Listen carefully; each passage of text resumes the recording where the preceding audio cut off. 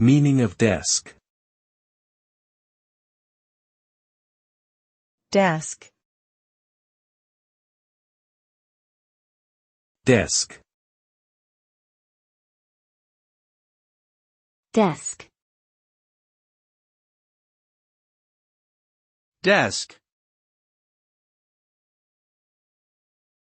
A desk is a furniture item typically used in an office or study space for writing, reading, or holding equipment such as computers.